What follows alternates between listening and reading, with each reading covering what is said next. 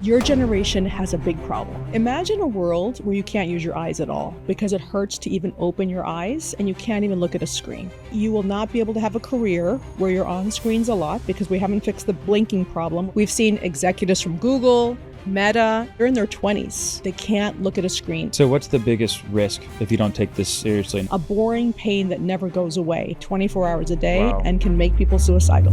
Dr. Cremers is a Harvard-trained ophthalmologist who has helped thousands of patients improve their eye health. She's one of the leading eye specialists in the country, has authored over 30 peer-reviewed publications, and has pioneered eye treatments to counteract the damaging effects of technology. In this episode, we discuss the growing eye epidemics that are afflicting young people, how screen exposure fuels inflammation and can lead to structural damages in the eye, and the overlooked techniques to improve your general health and avoid chronic diseases. 15 years ago, people didn't have iPhones. They didn't have cell phones. We didn't have 24-hour access to any video that's super addictive, but the brain is being rewired to no longer want to blink. Wow. When you have a very exciting video that's funny or interesting, your mind is wanting to continuously see it and not take any pause, even if it's a split second, to blink. You might not notice it for years, but ignoring that blink reflex leads to microinflammation. And inflammation always, if it's untreated, leads to scar tissue. And that scar tissue can lead to things like cancer, Wow. macular degeneration. What would you tell me to do? We've always had this kind of rule, 20-20-20 rule, which is Subscribe is crazy. Someone came up with that like way too quick. It wasn't us. It actually was not us. I kind of like it though. Pretty I mean, let's see if it sticks. So, not us. Someone came up with the word subscribe, and I'm still on the fence about whether I like it. If you do like it, subscribe to this channel, and if you don't like it, subscribe to this channel.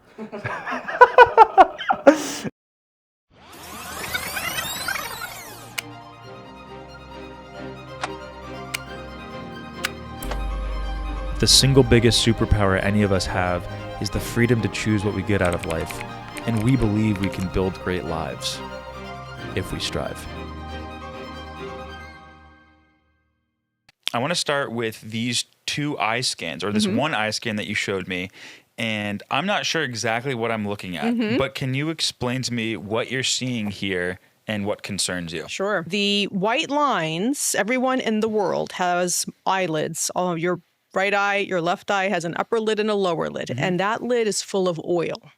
And there's very few places in the body that produces oil, but in the eyelid, that oil is crucial for having perfect vision, 20/20. So let's say you don't blink for 10 minutes. Anybody in the world that doesn't blink for 10 minutes, you can't do it. You'll have horrible pain and everything will be blurry.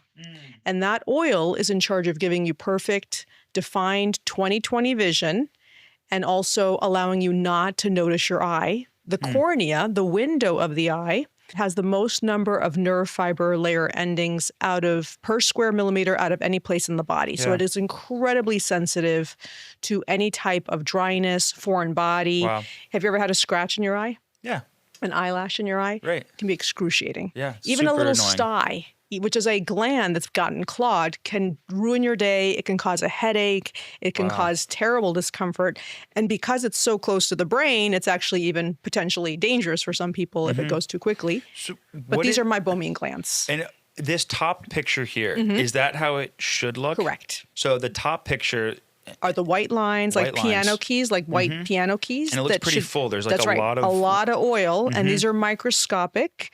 And we're born with about 30 to 35 glands on the lower lids and about 30 on the upper lids. And Right. everyone should have all of their glands until they're about 100 years old. and what's the difference between this top picture here and the bottom picture? The bottom picture just looks like there's less oil. That's right. And so that's called meibomian gland dysfunction, or when it's very severe, we'll actually call it meibomian gland atrophy. And it's the oil is drying up. So just like you have a cow that you milk twice a day to get Right. it to milk and produce milk, the oil has to be pumped out. And the only way we have of doing that at home is blinking and maybe using warm compresses and then blinking and trying to push the oil out like you milk a cow. And if you don't milk the cow, what happens? It dries up forever. Right. And these glands, right now, that's what we're seeing globally. So what happens, what are some of the negative effects if you move from picture 1 to 3 and you lose the oil in your eyelids? It depends a little bit on your age, Okay. profession, and any other risk factors, let's say like diabetes or autoimmune disease. So if you're, let's say, 100 years old, yeah, you'll have some dry eyes. Your eyes might be red. They might be a little irritated. You might have some itching, Right. but it's not going to devastate your life. If you're a young person, less than 10 years old, there's a big problem. Ooh. Because it means literally you will not be able to have a career where you're on screens a lot, because we haven't fixed the blinking problem where people don't want to blink when they're on the screen. They just ignore the signals to blink. And you're going to have problems if anything actually happens to the cornea, like you need a surgery or you get an eyelash in the eye or you get a mild trauma. You might not be able to recover because there's not enough oil and you can actually lose your vision. Do you, when you're older, is it natural to lose some of that oil? Correct. But if you lose it when you're younger, Correct. and is that like reversible? That's what we're doing. We're doing some research on that. And so we have actually something called an IRB approval. It's an investigational research board approval to insert stem cells into each meibomian gland and even platelet-rich plasma and other things like exosomes. We're trying to figure out a way to regrow these glands. So we actually have started that process. And like, let's say 15 years ago, was it common to see young adults like me that had Great no question. oil in glands? So when I was at Harvard in 2000 to about 2010, we did not have this machine. This only became available in around 2013. And so we would see maybe kids with irritation, redness, maybe some dryness, very rare. It was most often an old lady disease. We would laugh and say, oh, it's an old lady disease. That's what it was called. And we really didn't have anything.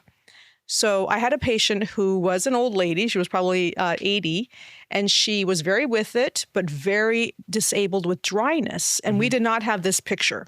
We did not have this. We could only look on this microscope, which was a general image of what the eye looked like. And there was really nothing we had. Wow. And the drugs that we have now were just coming out. So I sent this lady to a world-renowned ocular surface disease specialist named Dr. Foster. And when he saw that woman, he screamed. We were in different lanes of Mass Eye near the Harvard Ophthalmology department. And he said, Dr. Cremers. And I ran over and I said, yes, Dr. Foster, because he's a world famous doctor. He said, don't you ever send me a dry eye patient ever again. Wow. And I was like, okay. And the reason was because we had nothing. We had good luck with these artificial tears. He was one of the first in the world to use something called cyclosporin eye drops. That's why I sent him to him. But this patient was absolutely miserable, suicidal in her old age because she probably had no more glands left. Right. And at that time, we had nothing. So just to simplify, we were born with all this oil in our glands. In our eyelid glands, that's right. Glands. And over time, it's natural that some of that oil goes away. It starts to dry up a little bit, just like a lot of our skin dries up or our hair dries up. Things like that will dry And up. it was typically called just dry eye. Like that's Dry what eye, people correct, call it. Okay. Exactly. It's generally the general term, but we now know it means much more. So really, when you say the word dry eye, what you're talking about really is a lack of the oil. And each tear film, whenever you have a tear, it's made up of 3 parts: oil, which is called the meibum, water, which is called the aqueous, and that comes from the lacrimal gland that's under the orbit here on the bone, and then something called mucin, which is on the surface of the eye that mixes oil and water together, because usually you can't mix oil and water together.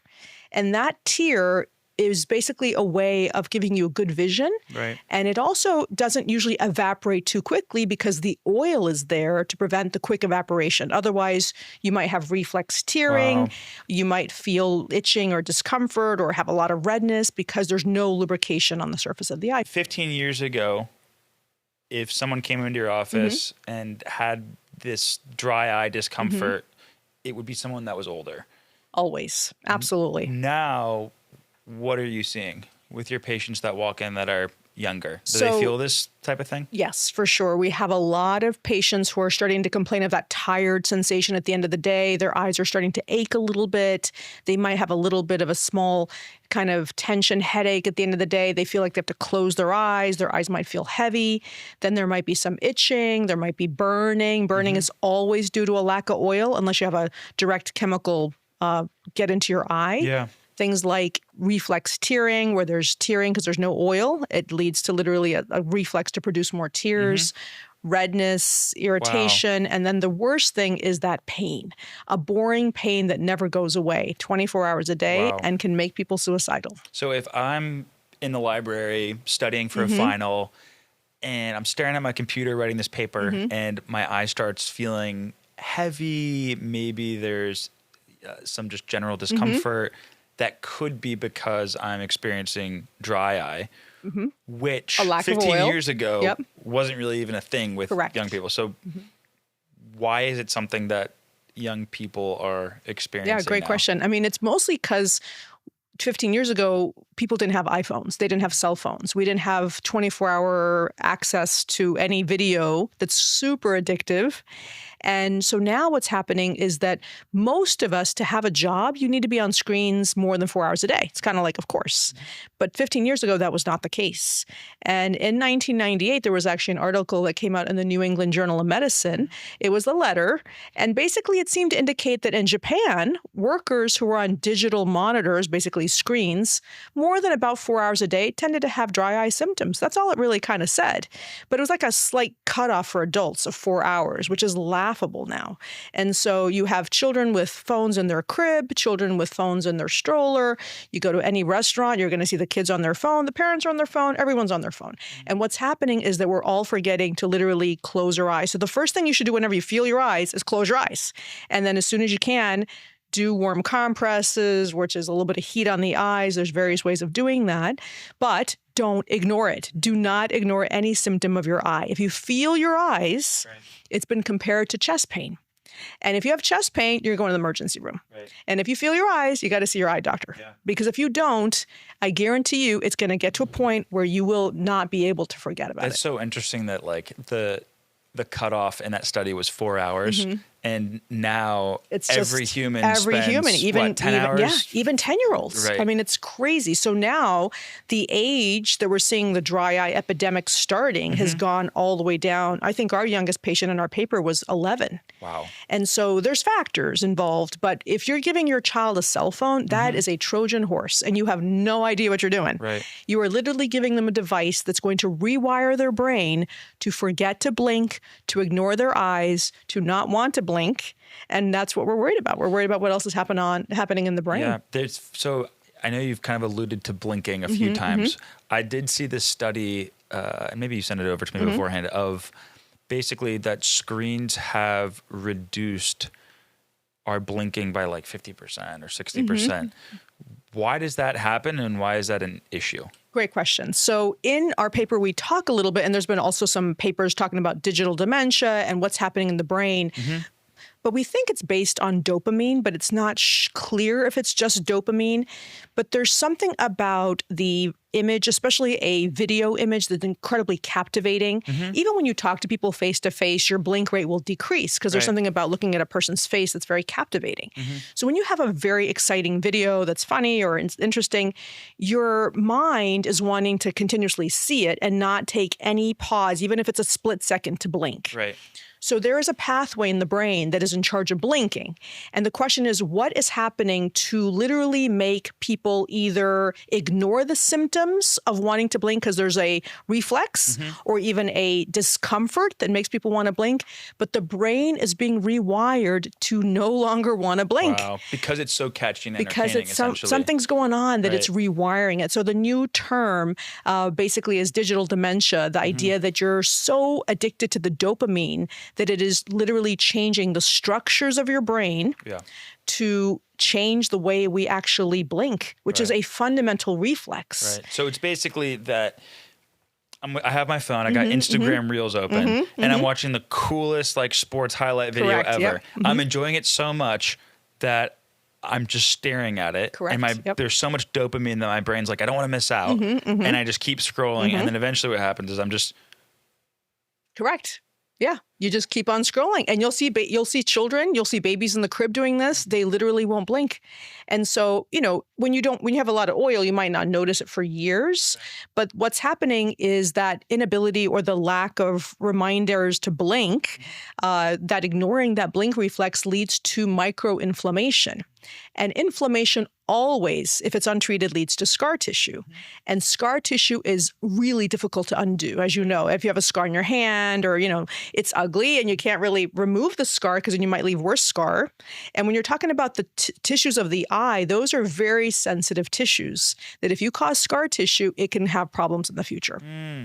So what would you say to your son comes up to you and says, Dr. Cremers, or I guess mom in this case, Mom, why should I care if my eyes lose a little oil? No big deal. What's the risk that I'm running, that other people are running by just not blinking? Yes, great question. So I do my biography on all 6 of my children every year, including my husband and myself. I love it. Because prevention is the most important thing. And this is an objective picture. You can actually see the scar tissue with time getting worse. Oh, yeah. So it's super clear. It is the clear, picture. very clear. It's very exciting because it's one of the very few cells where you can actually see inflammation leading to scar tissue. So if they say to me, what's the big deal? It basically has to do with your vision and quality of life. Nobody wants to have chronic pain in their old age. Nobody wants to go blind when they're, 20, 25. And that's what we're talking about. We're talking about not just, of course, the dry eye, but of course, myopia, nearsightedness, and constantly doing near work.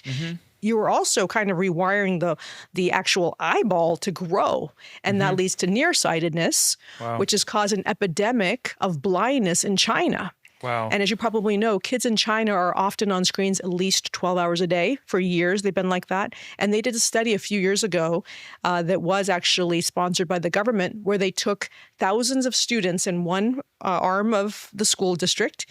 They gave them an extra half an hour break for school, which meant they had 2 half-an-hour breaks for the 12-hour day. Right. The other arm, they left the same way, and they followed them for 5 years. And their rates of nearsightedness dropped significantly in the students that were able to go outside for 2 half an hours. So going outside is the best thing you can do for the risk of growing the eyeball called nearsightedness or myopia. And when you grow the eyeball, you're pulling, let me grab the eyeball. So this is an eyeball, and the front of the eye is called the cornea. The iris is the colored part of your eye, whether it's blue or brown. Yep. This is the lens, which should be a clear, it's kind of like a clear pillow and a clear pillowcase. That's where you get a cataract as you get older. The inside has vitreous, which is like a gelatin that changes as you get older. The retina is basically like the film of an old type of camera.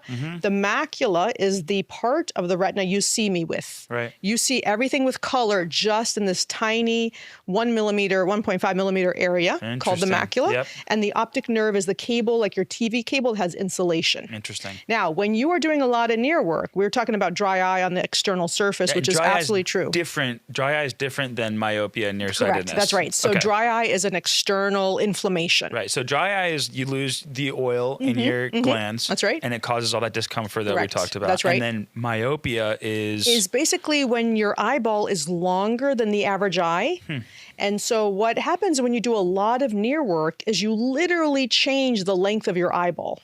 And when you do that, you stretch the retina and the optic nerve. And this is basically the front of the brain. This cable is the front of the brain, which we can see under a microscope. So it's the only place in the body you can look in with just some light and a little microscope and see the front of the brain. So it's super cool. And we can see the blood vessels. We can see white blood cells under the microscope. So we can see when that nerve tissue is stretched.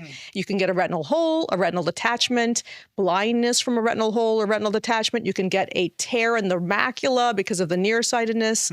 You can get glaucoma, which is nerve damage because you've stretched that cable so much that it starts to malfunction. And that can also lead to blindness. So in the China study, their rates of blindness were soaring from nearsightedness, from myopia. the work that they're doing. From the near work that the kids were doing. And near work, let's break that down. Is that just computer work? Is that on your phone? Anything from even being on reading, like let's say 12 hours of books all day, but most people don't sit down for 12 hours and do, reading. But anything of near work. So reading, phone, computer, and these days So and age. most jobs, essentially. Most jobs, yeah. So if you're doing something for 10 hours on an Excel model, that's near work. Correct. And the more near work you do, the higher your chance of myopia Correct. because That's right. your eyeball, say that again, That's right. it expands. It grows. It grows. That's right. So my sister, for instance, when she did a rotation with me when I was at Mass Eye Near in Boston, I took a look at her eyes. You know, of course, she's my sister. She had 20/20 vision. This is before she started medical school. Wow. And she was about 19 or 20.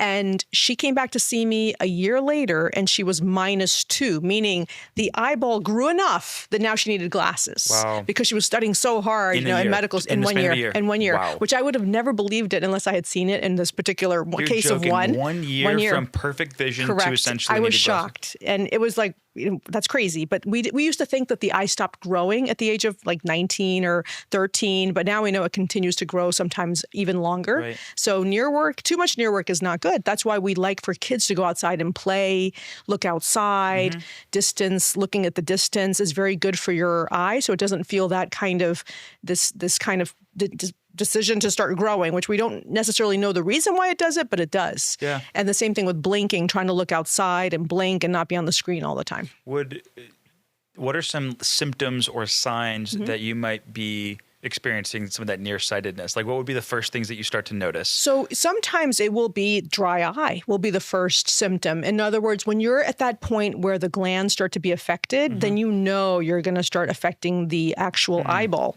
So for kids, it can happen even without signs where the eyeball starts to grow and you will have no evidence of that until the patient is able to tell you if they can see or not. So let's say you have like a newborn and they're on the phone, you give them their phone or they're on TV. You might not know they're developing nearsightedness until they're able to read what's called the Snellen chart and tell you if it's an A or a B and that kind of thing. So there might not be any symptoms. Wow. Some of the symptoms a mom might see is if an eye turns in, for instance, or turns out, it's called strabismus, Right. or there's a lazy eye, you know, that kind of thing we can sometimes tell, but sometimes there's no symptoms. And if you were to think about, you have 100 of the 100 young adults that you see in a year, how many of them are experiencing like the dry eyes and nearsightedness versus other stuff? Great question. So I would say it depends a little bit on the location where you live, like in terms of my professional life. But I would say years ago, we would see close to 0% of kids complaining of dry eye. I would say now we have at least 20%. I mean, it's not 100%, but obviously it's a huge increase. Globally is the problem. And the way patients, when they come in, they'll say they're blurry sometimes. They have to, you know, of course, move closer to the chalkboard or whatever, you know, they're using. They might notice redness. The mom might say their eyes are red at the end of the day. Their patient might say their eyes are itchy or tired. And so we want to look at those eyes, those kids under the microscope and see what's going on. What are some of the easy things that you can do to prevent dry eye and nearsightedness? So taking breaks is the key thing. We've always had this kind of rule, 20-20-20 rule, which is every 20 minutes, look away 20 feet away for 20 seconds. But honestly, we have a lot of kids where it should be every 10 minutes, you know, look away and take breaks more often. Fully blink, take breaks. I tell people now, use your eyes for eye-worthy things. In my office, I'll say, you know what I look like. I'm no longer eye-worthy, so close your eyes and practice. So closing your eyes is a quick thing that you can do. It's a quick thing you can do to just stop the inflammation. Just close the eyes, and that just basically blocks out the environment that can make redness and inflammation worse. So if I'm working at my computer, the 20-20-20 rule would be every 20 minutes or so, I just go like this. I look beyond the computer, like let's say I'm in the library, I look to the corner and I just stare there and I hold it. Do I look around? Do it needs to be You can look around, blink. I like to close my eyes every 20 minutes. So I really am a big, close your eyes, blink a little bit, try to blink hard. That's how we milk that oil. So for sure, trying to get that, think of how can you live your life with maybe not even using your eyes all the time. So, we always recommend blue light filters, even though the studies haven't been really clear that we need that for the retina protection or even the dry eye per se, but we really are, I'm very nervous about blue light because a lot of patients have rosacea or redness of their eyelid skin or their eyes. And dermatologists have been publishing that they believe the blue light is making wrinkles worse. And so they think it's affecting the skin. And I don't doubt it. I think it's going to take a few more years to prove causation of blue light, but wearing blue light protection or making everything on your phone black background or on your screen black background, that's crucial. So what is rosacea? I know you just brought it up. Rosacea is an inflammatory-based condition that a lot of European ancestors have. We think it's a gene for increased inflammation. So the way we see it under the microscope is if you're looking at the eyelid skin, you'll actually see blood vessels crossing over where the orifice is. So the oil comes out this way. And so you'll see blood vessels crossing over the orifice that will block the orifice. And so some of the research I did at Harvard with Dr. Judah Folkman showed that rosacea may be a gene for inflammation that increases your risk of future inflammatory conditions like cancer. And so if you have, let's say, macular degeneration and you have rosacea and you have too much of a molecule called vascular endothelial growth factor, which is called VEGF, you might have the bad kind of macular degeneration where there's bleeding and it becomes wet. If you have a cancer and you have too much inflammation in your body, that cancer is going to spread through this molecule called VEGF because cancer spreads through inflammation. And so my theory in Boston, and this has now sort of been published by other people, is that external rosacea, which means you have like redness of your face, you might have even a little bit of a redness of your nose. Oh, interesting. A lot of Irish have it. A lot of European ancestors have it.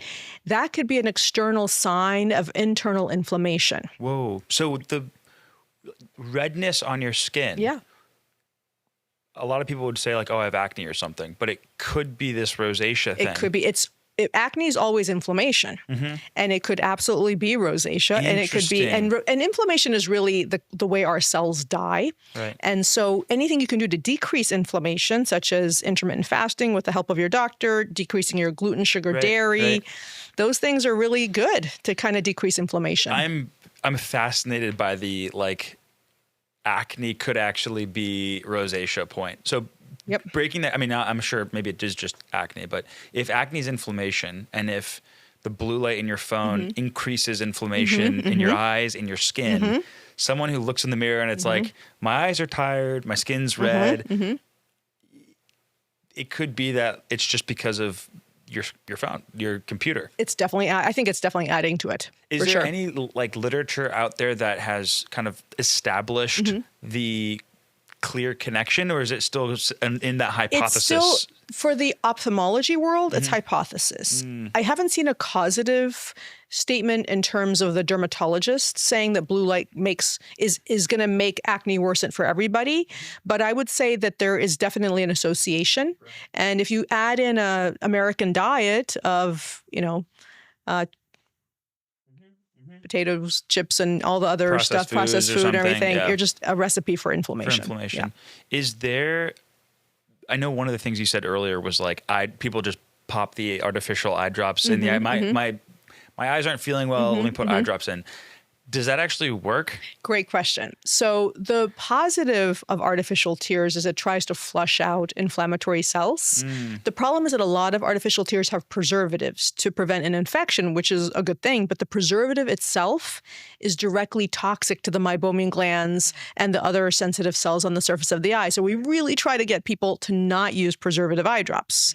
If they now, of course, sell non-preserved tears that come in these little kind of small little vials, but you can't reuse them. You have to kind of put them in the fridge if you're going to try to use the little bit that's left because you want to be careful with putting bacteria in your eye, that kind of thing. So preservative-free artificial tears are better than preservative artificial tears. But it doesn't sound like you'd recommend it. It's something that will flush out allergens, but it's not an anti-inflammatory and it's not a healing cell. So now there's a whole bunch of different anti-inflammatory drops. There's now healing cells that we can use that work much better. Wow. So of the 20-20-20 rule, eye drops or blue light glasses, rank those three things for me That's in terms a great of question. effectiveness. So I would say the most important thing probably for most patients is blinking, just taking breaks, blinking, not being on the screen so much. And so in terms of the number of papers that we have, that's very important. The second thing is actually warm compresses, which nobody likes to do because it takes time. So the idea is that if you're going to kind of milk a cow every day, you want to be able to have the oil or the milk, let's say, come out. So for the eye, by applying a warm towel to the eye, there's now different types of masks you can plug in next to your bed that they sell on Amazon. I use the Wizard or Aroma mask. There's a whole bunch of them. Putting heat at the base of the eyelashes after ideally 10, 15 minutes, and then blinking hard, or even just pinching or rubbing the eyes just very gently. You're trying to milk the oil at home. That's the best to try to save those glands. So the cookie cutter advice to people experiencing eye discomfort would be do the warm compress. If your skin can tolerate it, because some people that have rosacea may not be able to tolerate too much heat. So you have to kind of see how your skin... Give me like the cookie cutter protocol that you would give. I'm a patient of yours. I'm experiencing dry eye. What would you tell me to do? So make sure you're washing your face morning and night with warm water. I like to do it when I wash my hands, don't worry about the makeup kind of thing if you're a woman. Just wash your eyes and blink after that heat.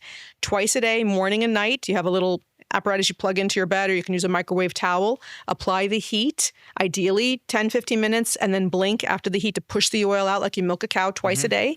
Blink, take breaks, use a blue light filtered either device or glasses. Have a very healthy diet, ideally a low inflammatory diet, so trying to decrease your gluten, sugar, dairy. Increase your omega-3, which is good for your whole body. Work on things that decrease inflammation, like sleeping well, exercise, prayer, meditation. Those things have been shown to help decrease inflammation. Yeah. So the key, a lot of this is just reducing inflammation. That's right. Yep. Exactly. Is there, so I'm thinking back to the people are staring at their screens, and I know I do that. I know when I'm on my computer, even like writing emails, I'm not blinking. Right. Teach me like the proper blinking rate. Great question. It's not this. Yeah, it's not Is it staring. this? It's not this. It's not blinking every second, but there are some patients where what we call the tear breakup time. So when you go to your eye doctor, they're going to look under a microscope called a slit lamp, and they're going to tell you what your tear breakup time is. They put a little drop called fluorescein in the eye. They're going to have you blink and then not blink, and they're going to see the tear film evaporate. Right. And that time gives you what's called a tear breakup time, or T-butt. Yep. And that will tell you really what you should be blinking. So some people really do need to be blinking every second, which is crazy. You would look like a crazy person, right? Like this. Yeah, it's impossible. So basically the idea is that you want to like talk with your eyes closed. I tell people use your hands, dictate to Siri, have Siri dictate to you. We have children now that use only one eye. They will use either paper tape and press and seal because you don't need both eyes with the screen. You can cut the time in half. I'm going to come into the office tomorrow with a pirate eye patch on. As long as the eye underneath. And I'm going to say that you told me to do it. As long as the eye underneath is closed. So in other words, it's one thing to just have a little patch, but you really want to have that eye closed. Oh my gosh. But the idea is that you're just trying to decrease inflammation. Yeah. And so for people that just can't do that blinking frequently and they have terrible dryness, we'll tell them when you're talking to people that care about you, not necessarily your boss, close your eyes, Right. talk to them. If they care about you with your eyes closed, or if you're, waiting in line and you're not driving and you can close your eyes, take a break and close your eyes. Right. That will help the decrease inflammation. One of my friends, I was on Zoom with him yesterday, and I told him that I was talking to you. Yeah. I told him a little bit about your work. He's in like private equity in New York, and he was like, this sounds like super cool, but like I have to be on my Excel model like 10 hours a day. For someone like him, let's say he can't even go outside, is the simplest, what would be like the simplest fix for him? Is it just like every 5-10 minutes, like just trying to close your eyes, take a break. For like 30 seconds? How long would he have to? Ideally, at least 20 seconds. That's what the studies say. And, we have a lot of people that, obviously want to save the trees. Yep. I tell them, print it out. Don't worry about the trees. Worry about your meibomian glands. Oh, interesting. So whenever you can print out something, it's better to see it on paper than on a blue device or a device that has blue light.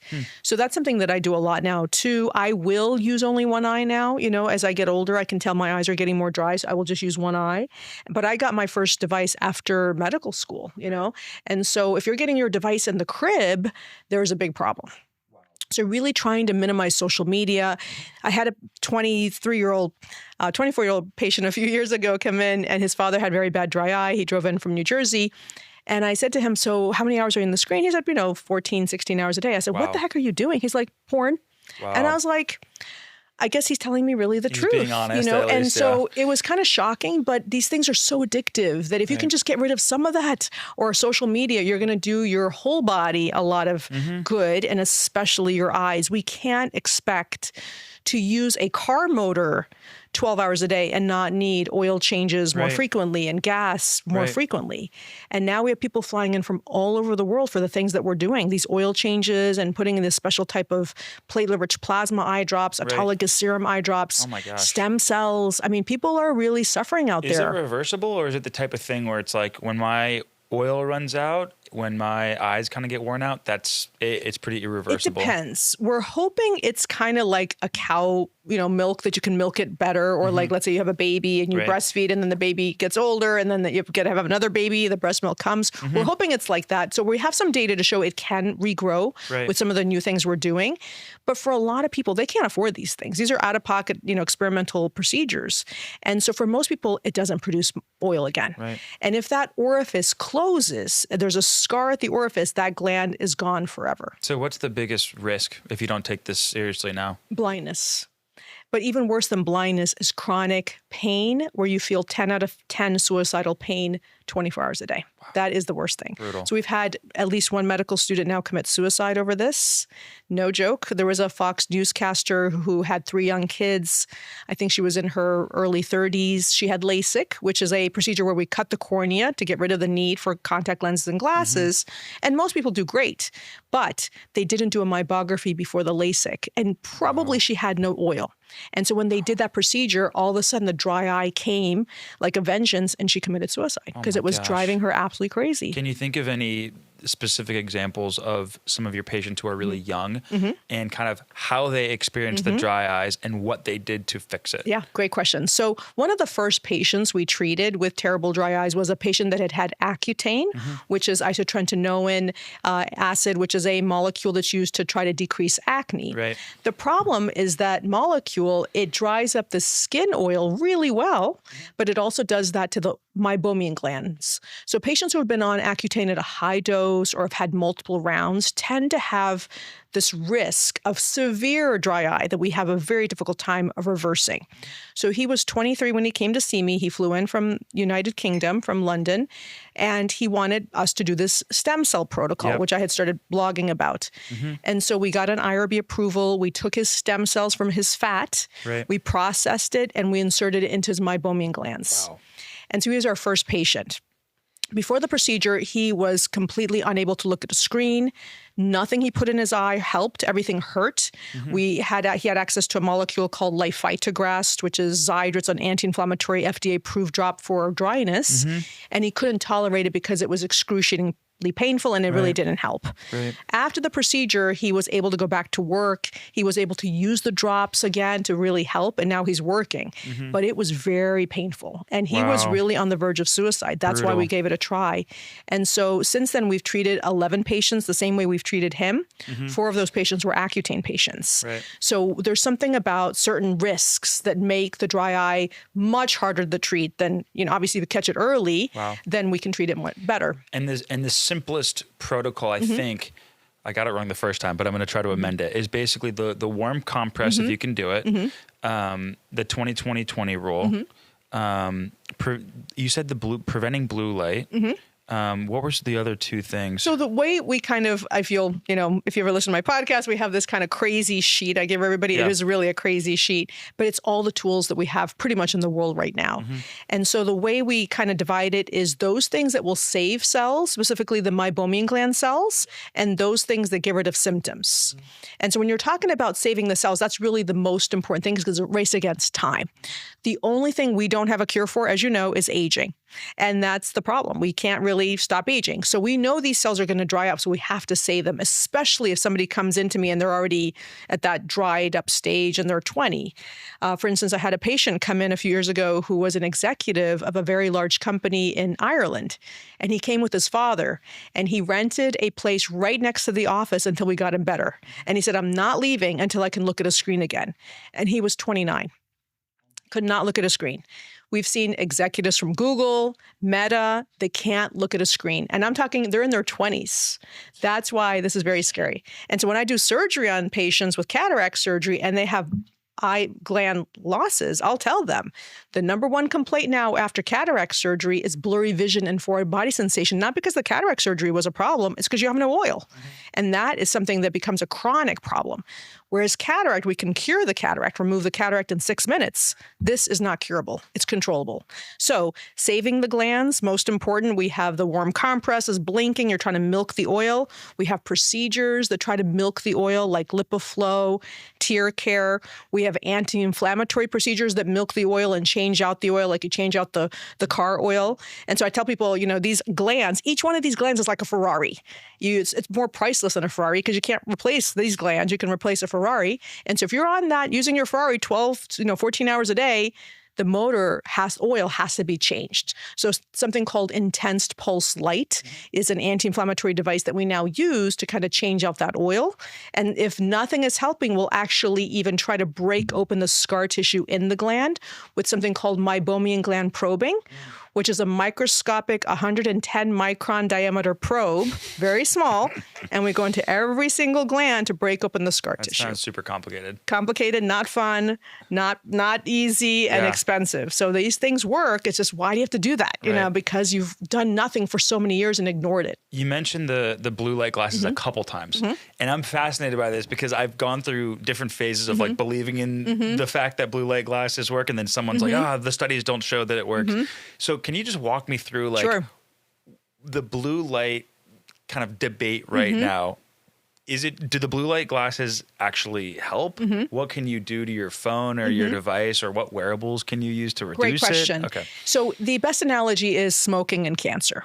For years we were kind of concerned, doctors were worried about the causation of smoking with cancer. And even though you would find doctors saying, yes, it's related, you couldn't find a study that showed causation because it takes a lot of money and time and a really well-designed study to show that there's a problem.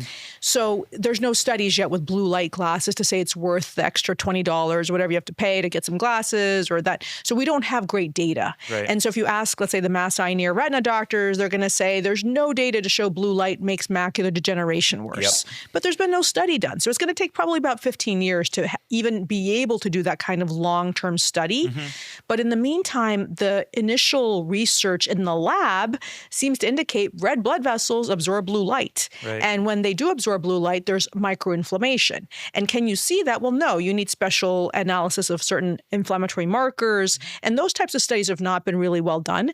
But I'm of the opinion, I'm not going to wait 15 years for my kids to have to pay the price of something that wasn't proven when they were young, when we know they have access to blue light now, a lot more than they did before. So I really prefer definitely preventing UV light, so sunglasses and a hat when you're outside for sure, for everybody, for their eyelid skin and their eye, of course, and that's been proven. That's a causation. UV light causes damage to the macula, causes damage to your skin, causes cancer.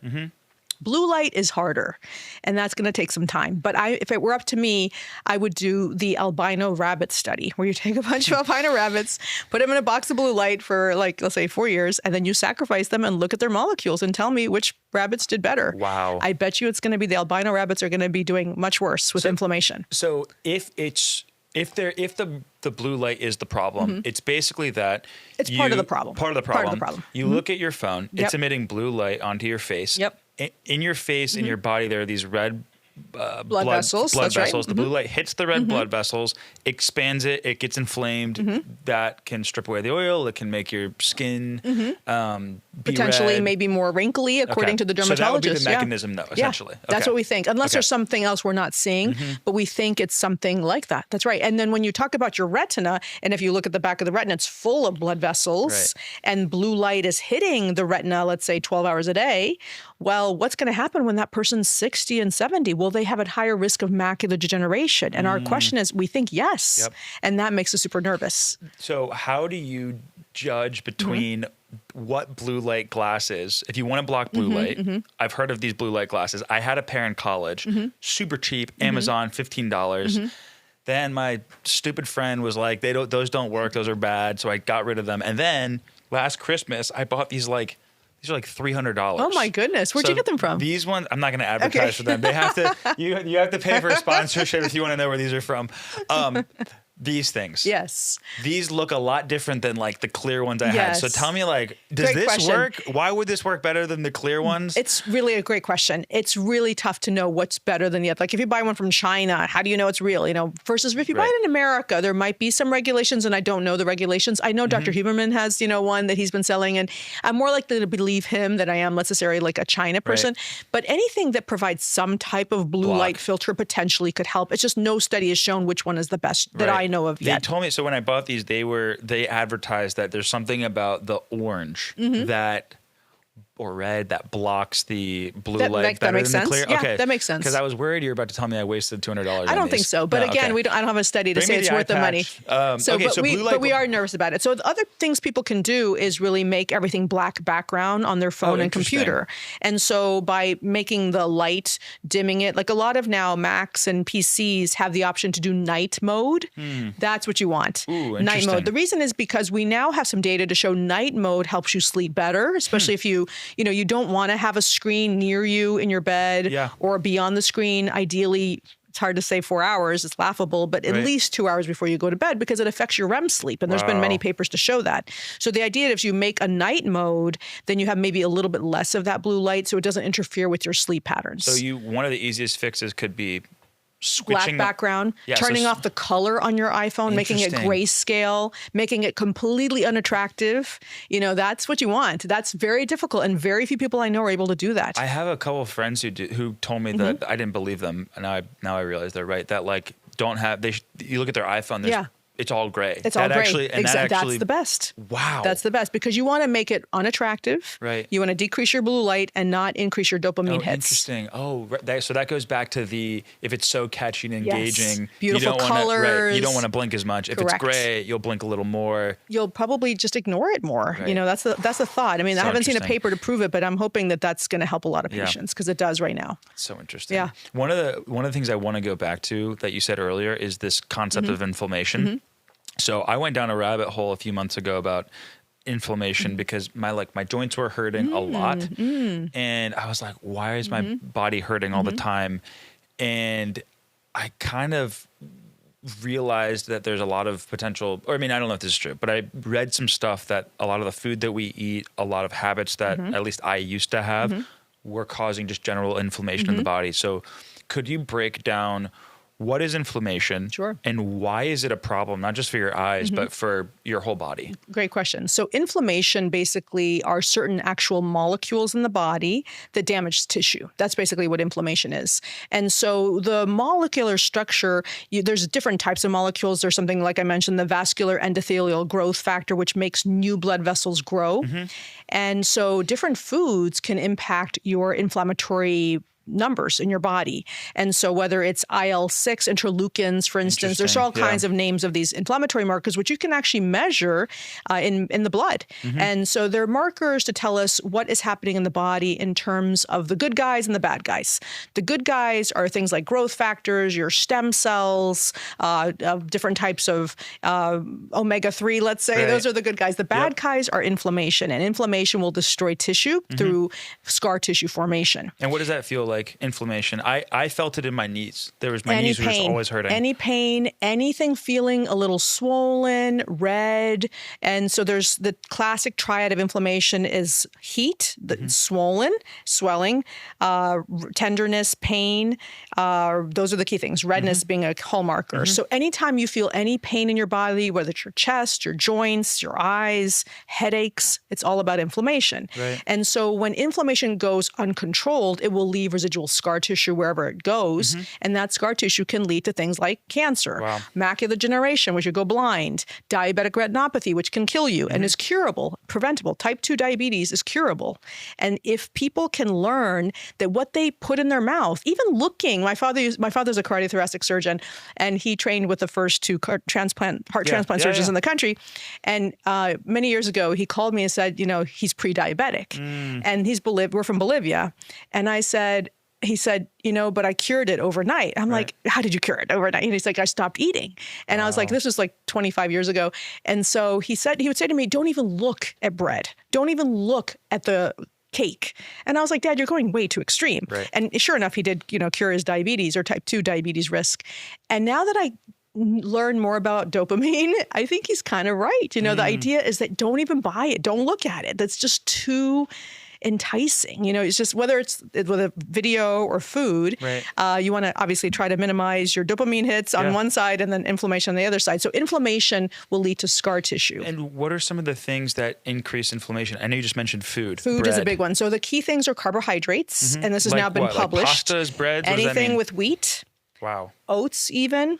So grains are the big thing. So there was a book called Grain Brain many years ago by Perlmutter. He's a neurologist. Interesting. He wrote this book probably 30 years ago, I think now, and he made a very bold statement saying that multiple sclerosis, which can literally lead to a lot of problems, is curable by not eating gluten. Interesting. And he was laughed out of a lot of big convention centers and things, but it turns out he's right. And so you can literally change the MRI on a multiple sclerosis patients, which we used to assume was a death sentence, Right. by getting rid of all your grains. So grains are the biggest one. Sugar is, of course, another huge one. Dairy for many people is also a big one. So you have to be careful with dairy, but you want to get your calcium. So you have to kind of figure out how to best do that. Right. And then seed oils, processed foods, omega-6. So certain types of oils have very high level of omega-6, which is pro-inflammatory. That's the bad guy. Omega-3 is the good guy. Yep. And omega-3s and antioxidants like turmeric, paprika, certain spices, those are good. They decrease free radicals, and free radicals are what cause this kind of havoc in your brain that destroys cells. Yeah. So what are some of the foods or things that you can do to reduce inflammation? Ray crushed Ceci Royals' sister, Okay, and she yeah, gave me yeah. permission to mention. Right. And the oldest sister had breast cancer and died. And then 2 weeks later, the youngest sister, I think they're a family of 11, found a lump in her breast. And she went to the doctor, same doctor her older sister had gone to. This is a very famous breast cancer doctor in D.C. And she told the younger sister, you have 3 months to live because you have metastasis to your pericardium, your spinal cord, and liver. And when I was in medical school, if you had metastasis to the liver, you had 3 months to live. So when they were all kind of going to the older sister's house and, getting everything packed and moving all her stuff out, the youngest sister found her diary. And she saw that her older sister wanted to do the Gerson diet, which was a very controversial anti-inflammatory, anti-cancer diet. It's a doctor in the 1950s named Dr. Gerson who had an anti-cancer diet, but he was stripped of his license for no clear reason, ostracized to Mexico, where he was seeing patients supposedly curing cancer. And so she did a lot of research. She wanted to do it, but she never did, and she died. The youngest sister did a lot of research and went against medical advice from, I think it was eventually Johns Hopkins, did not get chemo, did not get radiation, did not get the mastectomy, and went to Mexico to learn to do the Gerson diet. And the punchline of the Gerson diet is it's a very strict anti-inflammatory diet. And this sister lived 14 years later. And when she went back to see the original doctor, the doctor was very dismissive and just said, keep doing what you're doing. I couldn't believe it. Couldn't believe that the metastasis shrunk. And the reason now we know this is because of a doctor named Dr. Victor Longo, who's a PhD. And he did a very good study with 2 cages of rats, where he gave one cage of rat. Both cages of rats had severe aggressive melanoma, which is one of the quickest ways to die because the skin turns over quickly and the cancer kills you very quickly. The first cage, he gave a typical American diet we give our kids. The second, he gave a fasting mimicking diet. And the cage that were fasted lived something like 35% longer. And when he killed the rats to find out why, it turns out fasting makes your good cells stronger. And it's the fastest way to kill cancer cells. Is that a point in favor of the intermittent fasting? Correct. And anything to decrease inflammation. So most of these diets, whether you're talking about Dr. Longo's diet, Dr. Gerson, there was another doctor, Dr. Moorman in the Netherlands. His diet was similar to Dr. Gerson's. It was approved by the Royal College of Oncology in the Netherlands as a formal diet for years. And it did work. It's just a matter of other issues that obviously it's not the cure for some people and you can still die. But the idea is that if you can limit this molecule called vascular endothelial growth factor, VEGF, decrease inflammation, the cancer won't spread because there's no blood supply. So things like wild salmon, water, mackerel or sardines or anything with omega-3 is a positive. Yep. And so when you compare all these doctors, Dr. Atkins, who has, of course, the ketogenic diet, there's Dr. Furman, who has an anti-cholesterol diet, there's Dr. Gundry, who has the anti-lectin diet, Dr. Gerson, Dr. Mormon, Dr. Longo, all those doctors have only a very few things in common. Right. Filtered water's good. Organic is great. Wild salmon is the best. Avocado is good. Everything else is controversial. Wow. So you got to find your genetic risk. It's really based on your genes. So if you have a family history of diabetes, don't eat carbohydrates. If you have a history of high cholesterol and hypertension, you might have to follow a slightly different diet. Right. If you have a history of cancer, a slightly different diet. If you have a history of all of the above, then you're going to have a difficult situation. And so just some quick things that I'm jotting down about how to reduce inflammation. One is just avoiding inflammatory foods. Correct. That's right. A second thing is to do the fasting or some form Intermittent of fasting. with the Intermittent doctors, fasting. with the doctor's help, just Okay. because you don't want to be passing out or it'd be discovered to have diabetes and you pass out. You have to be a little careful So with it. fasting is bad for people with diabetes. You have to be very careful with that. That's right. You Okay. can, you just have to do it with medical supervision. Yeah, one of the things I did, or I think one of my best habits, I have a few that I think are good. One of them is just skipping breakfast. I do think I've like noticed that I feel better when like instead of just waking up and eating food when you ate like Absolutely, 8 hours yeah. ago, just I am all skip in favor of that, breakfast, yeah. extend it a little bit. I've just Correct. always felt like That's a good thing sharper. to do. Yeah, it will. It'll make you sharper and it's good for your cells. And things like exercise, of course, is huge. Even if it's just moving your arms, if you're in a wheelchair, whatever you can do, ideally, really more aerobic exercises. Sleeping is crucial. We really now understand how important that full 8 hours of sleep is. I always tell patients meditation, closing the eyes, prayer, those things probably do decrease inflammation and something that's very easy to do. Is that so? This like totality of like living this way, is that what would fall under the like homeopathic lifestyle? It always has. It's Okay. not typically Western medicine. Okay. We always joke with a lot of my friends, and my father would always say, how many lectures did you get on nutrition in medical school? The answer is maybe one. I mean, like zero, really. And so a lot of doctors, even Dr. Gundry himself, who is a cardiothoracic surgeon, was like 35, 40 pounds overweight, like a lot of surgeons are, because they're working all the time trying to save lives, that the last thing they think about is their own health. And so most doctors do not know much about nutrition. So that's a key thing for in the Absolutely, inflammation yes. Especially if you're trying to raise a family or have Right. kids, what do you feed them if you can't give them a sandwich, Right. that kind of thing. So it becomes a whole cultural question too, It's so great. The inflammation rabbit hole that I went on, it was so scary because I just realized there were like so many things that I was doing, eating, not doing. Did the pain go away? My knees feel 10 times better than they did Good. like 6 months ago. So I've had patients similarly that one of the first patients I said go gluten-free, and this whole spiel was about 14 years ago. And she came with a walker, and she was told she had probably rheumatoid arthritis. They weren't sure. She was terrible knee pain. Yeah. I said just go gluten-free. That, just like kind of a quick spiel. She came back a year later crying without any walking device, and she said, "You changed my life because you Right. told you cured me." I'm like, all I said was go gluten-free. But the idea now is that we've seen many patients when they have positive blood work, let's say the markers for something called ANA Right. or anti-nuclear antibody, which is a key marker for general inflammation in your body. We'll do that on anyone that has knee pain, for instance, to make sure there's not an underlying autoimmune disease, rheumatoid factor, lupus, Sjogren's syndrome, all these kind of more autoimmune diseases. We've seen positive markers become negative by going gluten-free, sugar-free, Wow. dairy-free. So there's a kind of, I call it this monster of inflammation we all have. The more you are eating badly, not exercising, not sleeping well, your monster is increasing, and we Right. will see it actually even in the eye. You'll see it in the eye, the We'll see it in the eye. inflammation We'll see stuff. the inflammation in the eye. What would that look And like? so whether we actually in the first paper that we published, we're about to submit our second one, we showed that this little simple test, this mybography, if I have a 13-year-old that comes in looking like this, and let's say they're on screens less than 4 hours a day, Right. they probably have an autoimmune disease. Oh, And you can interesting. see the inflammation because this sensitive cell called the meibomian gland cell is one of the 3 key cells in your body that are very sensitive to inflammation. Right. That's why there's a Oh, so it's triad. like a bellwether type of thing. Yeah, that's right. So it's like a triad. So you have Right. so anyone in the world that has dry eye, whether it's irritation, dryness, discomfort in the eye, dry mouth, or any joint aches, if you have those 3 That together, was my thing. then we do a full workup for autoimmune disease. Right. Wow.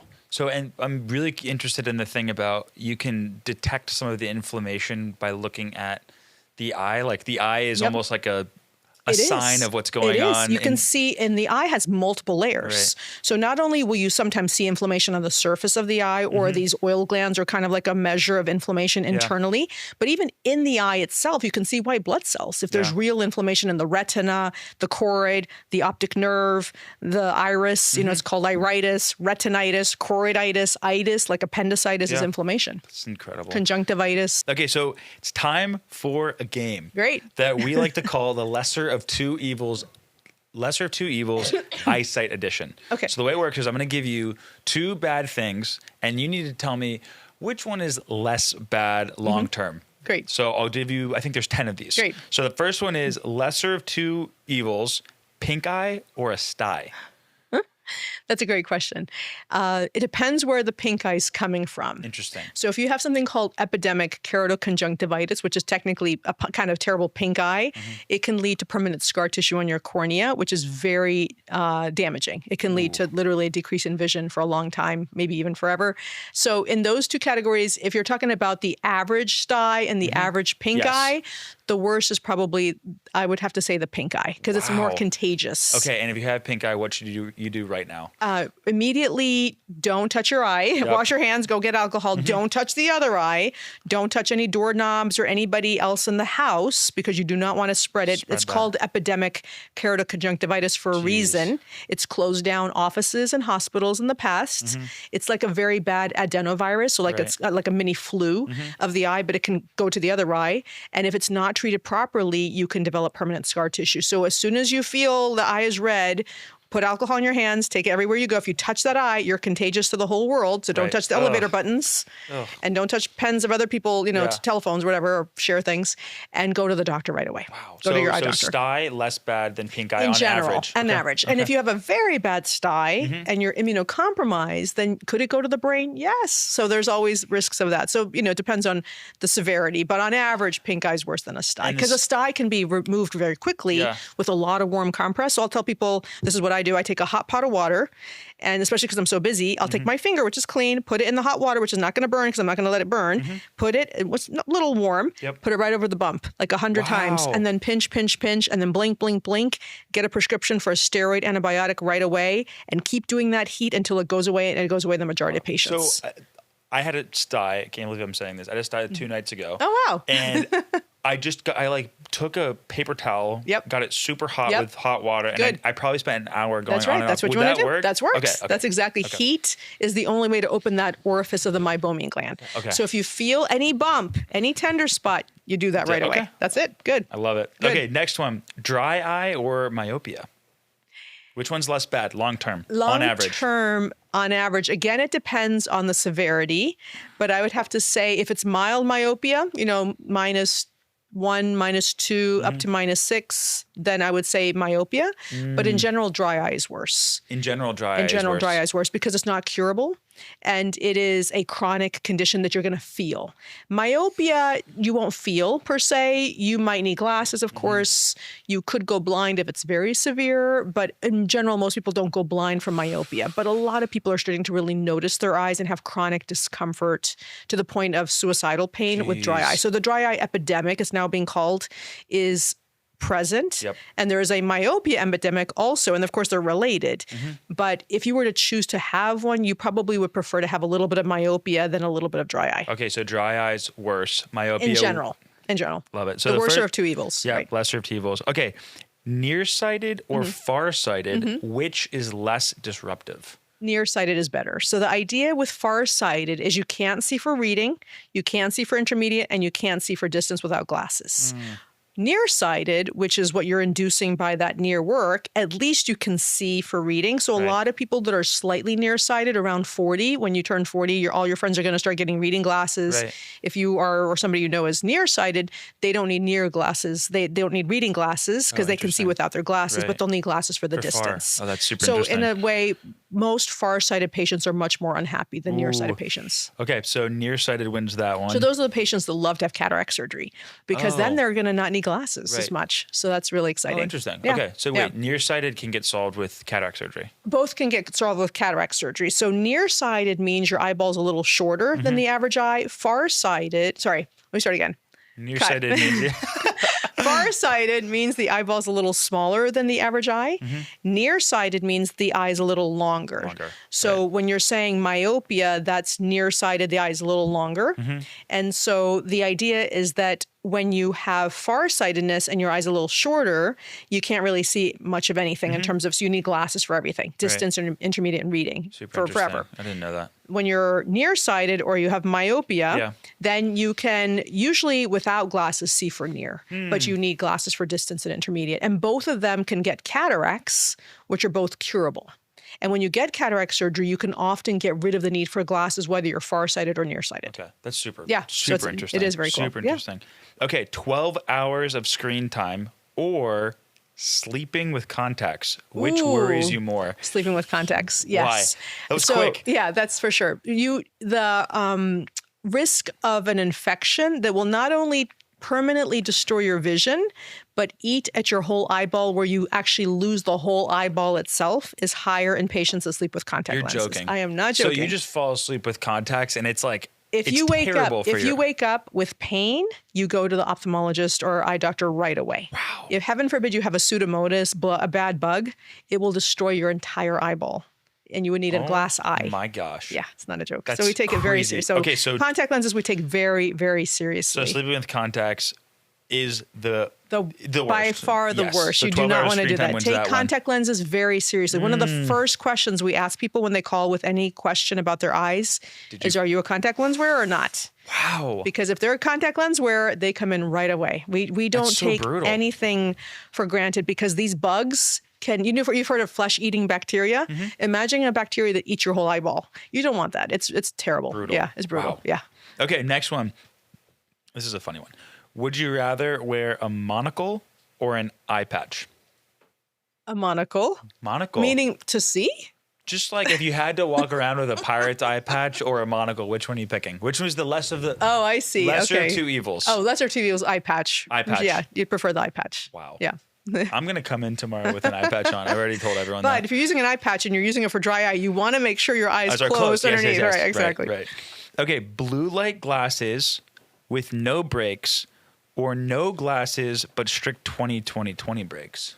Strict 20-20-20 breaks. Only because we have much more data on that one compared to the Interesting. blue lights. Yeah. So it's better to take the. It's I better think to it's follow probably the- better to take breaks, yeah, and blink, Right. blink, blink, than be with your eyes open all the time and Wow. not blinking and still have blue light protection. I think the oil Yeah. needs to be milked So out. it's basically 20-20-20 rule. With More blinking effective and than taking breaks. Blue light glasses. in terms of the oil and Right. dry eye. Wow, that's Yep. wild. Okay, reading on a phone versus reading on a laptop, which is worse? Great question. It depends a little bit. They're both pretty bad. I think that no one's done a dopamine study on which one gives you more dopamine hits.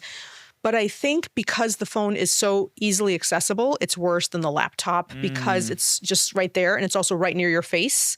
And so when there's the closer you are for near work, the more you're going to stimulate the eye to grow as opposed to something's further away. Interesting. So a laptop theoretically, I don't have a paper to back this up, but just logically, a laptop would be technically better than Better, a 'cause phone. it's a little bit Yeah. further away. Wow.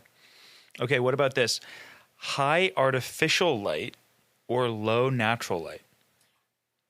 Low natural light. Natural light's always better. As long as you have protection of UV, Yeah. then natural light for your skin, vitamin D production is definitely better than artificial light. Wow. Yeah. Okay, I was not expecting that one.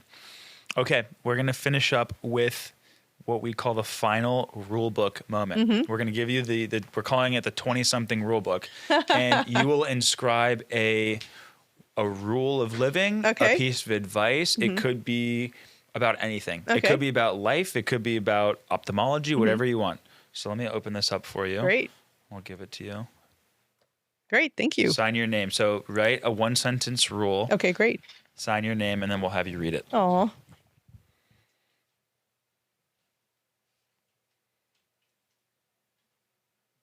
Thank you. Okay. Why don't you read it? Oh. Unless it's secret. Do you want to keep it secret? I would prefer to keep it secret. Keep it secret. Is that okay? Close the book. Okay, great. Close the book. I Thank love you. it. That makes it more mysterious. Yeah. Thank you so much for being here with us. If you're enjoying this episode and if you actually want to help us create more episodes just like this, one really helpful thing that you can do is actually to suggest other guests for us. The way we find great people is by asking great people. And some of the best guest ideas have come from outside the studio, from people just like you. So if there's anyone that you think would be a great fit for the show that you want us to interview, please fill out Google form in this description and we will take a serious look at reaching out to them and setting up an interview. So thank you so much.